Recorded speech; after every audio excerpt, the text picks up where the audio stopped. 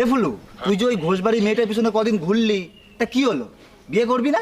না রে ভাই, আমি বিয়ে করব না। কেন বিয়ে করবি না কেন? আর বাবার চাপে পড়ে 70 বছরের মেয়েটারে বিয়ে করেছি, বুঝলি? নালে আমার বিয়ে করার কোনো ইচ্ছা ছিল না ভাই। আরে 70 বছরের বুড়ি ও বিয়ে করে তুই কি করবি? তুই বল, আম খাওয়া আর আম শক্ত খাওয়া কি এক হলো? হ্যাঁ, তাও ঠিক বলেছিস, কিন্তু বিয়ে করতে গেলে অনেক খরচা ভাই।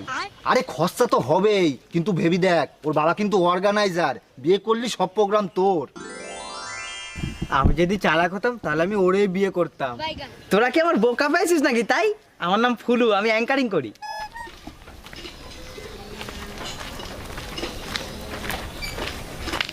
ওই দেখ, আজকে আবার ঘোষবাড়ি মেয়েটা যাচ্ছে, তুই আজকে আবার যা, গিয়ে ট্রাই কর, দেখ হয় কিনা। হ্যাঁ ভাই। এ ভাই, গিয়ে কি বলবো? দীপক, আজকেও মালটাতে আমরা টাকা নিয়ে খাবার খাবো। এ ভাই, তোরা ফুসু ফুসু করে কি বলছিস?